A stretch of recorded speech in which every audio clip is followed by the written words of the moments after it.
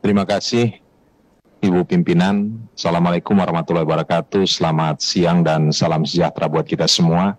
Ibu Menteri yang terhormat, Pak Wakil Menteri, Pak Sekjen, para Dirjen, Pak Kepala Badan, dan hadirin yang saya hormati.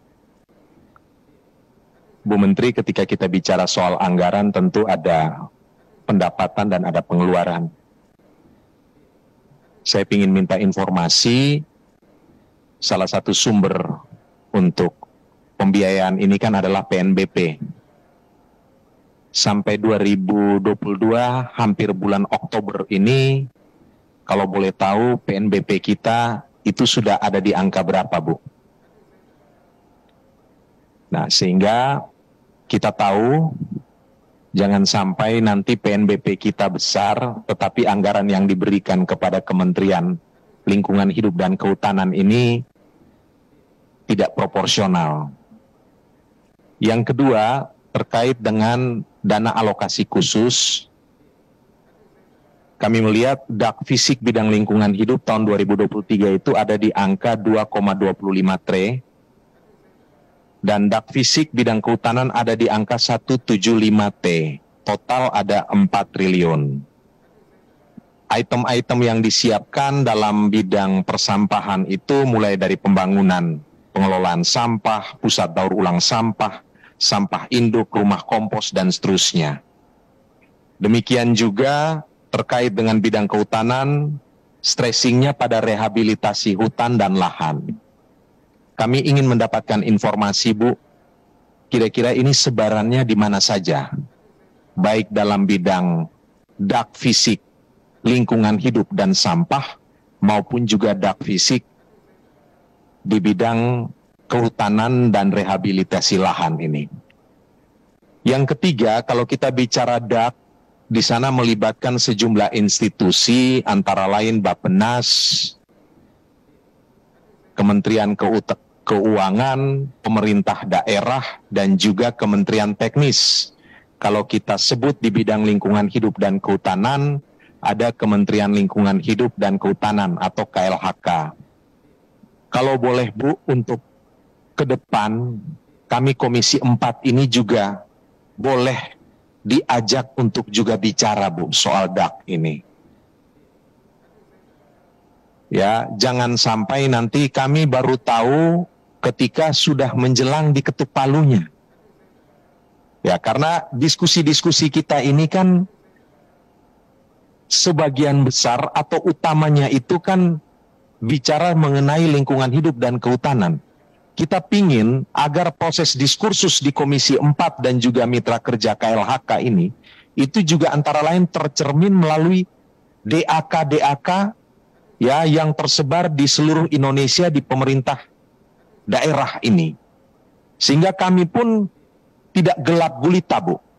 Jadi ini mungkin bagian dari transparansi dalam proses perencanaan dan perumusan program DAK, dan juga mungkin kami juga bisa ikut nanti mengawal kalau DAK ini sudah dilakukan ataupun sudah diimplementasikan. Yang berikut terkait dengan kegiatan berbasis masyarakat, secara pribadi saya memberi apresiasi, Bu. Karena saya lihat dari ada 10 ya terkait dengan Direktorat Jenderal dan juga badan yang ada di KLHK, itu angkanya mencapai 1,67 T. Bicara kegiatan berbasis masyarakat ini, kami Komisi 4 punya concern dan kepedulian yang kuat, Bu, di sana. Karena tentu ada agenda pemberdayaan rakyatnya, ada agenda pendampingan buat rakyatnya, ada agenda pelibatan rakyatnya, bahkan ada agenda edukasinya buat rakyat. Apakah mungkin kami sebagai wakil rakyat ini, yang juga terus terang kaki-kaki kami ini ada di daerah, bisa juga untuk bersinergi dengan Kementerian Lingkungan Hidup dan Kehutanan ini, Bu? Karena pembangunan ini kan berbasis rakyat nih. Nah, kalau kami politisi ini terus terang, Bu, yang diinginkan itu selain merakyat juga pro rakyat, Bu, kan begitu. Ya, kalau merakyat ya datang peluk-peluk rakyat, nggak ada jarak, Bu. Kalau pro rakyat kan ya kita pastikan agar orientasi kebijakan ini berpihak pada rakyat. Dan secara pribadi saya melihat kegiatan berbasis masyarakat ini sinkron dengan apa yang menjadi konsen dan juga komitmen kami buat rakyat, Bu. Yang berikut terkait dengan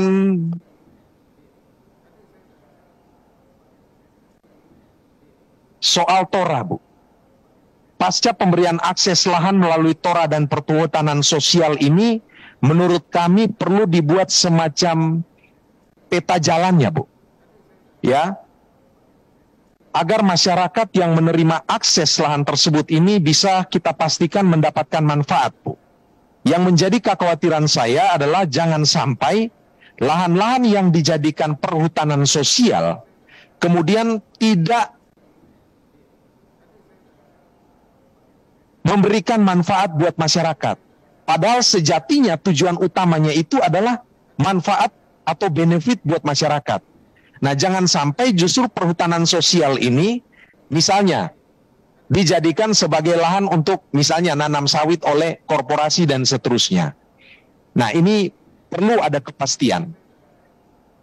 Ibu pimpinan, selamat ulang tahun, sehat selalu, sukses, semangat terus. Saya kembalikan ke Ibu Pimpinan. Terima kasih. Terima kasih pimpinan yang kami hormati, Wakil Ketua yang hormat Ibu Anggi, pimpinan yang hormat Pak Dedi, yang hormat Ibu dan Bapak anggota. Saya menyampaikan ucapan terima kasih atas catatan-catatan dan mohon izin nanti tertulis kami persiapkan. Namun secara umum saya ingin menyampaikan beberapa hal. Pertama, secara umum anggaran yang ada ini polanya kita melakukan optimalisasi. Jadi KLHK sebetulnya juga punya tugas prioritas nasional. Jadi kita mengarah ke sana dan prioritas berikut adalah kegiatan yang terkait masyarakat. Oleh karena itu agenda-agenda yang berbasis masyarakat dari catatan yang terhormat pimpinan dan anggota menjadi sangat penting dan kami berterima kasih untuk hal tersebut. Kemudian saya mohon izin ini dapat catatan bahwa PNBP KLHK totalnya tahun 2022 5,54 triliun dan sekarang sampai dengan September sudah 3,92 triliun Pak Ansi, jadi sudah 71%. Khusus PNBP penggunaan kawasan hutan dari target 1,87 sudah dari target 1,77 sudah tercapai 1,87. Jadi sudah melebihi. Tentang DAK kami berterima kasih. Memang akhirnya yang dibutuhkan adalah proses politik, Bapak Suhardi Duka yang terhormat. Kami mohon titip begitu. Proses politiknya akhirnya kuncinya. Karena kalau di eksekutif tuh ya namanya executive order, jadi pemerintah. Usulan yang kami cantumkan itu 2, sekian triliun dan 1, triliun itu usulan. Tetapi pagunya yang muncul kan cuma 350 miliar begitu. Itu sebabnya di raker yang lalu yang terhormat Pak Ketua mengatakan, ayo dilihat bareng-bareng sampai dengan akhir tahun usulan untuk 2024 itu bagaimana. Bu Anggi yang terhormat, saya mohon izin melaporkan, saya ngintipin juga DAK kesehatan. Ternyata prosesnya itu bulan Februari sudah kurang lebih selesai, Pak Ketua. Jadi kita berarti mesti lebih cepat menyiapkan itu. Dan kami berterima kasih bahwa kita akan khusus juga membicarakan soal bagaimana mekanismenya.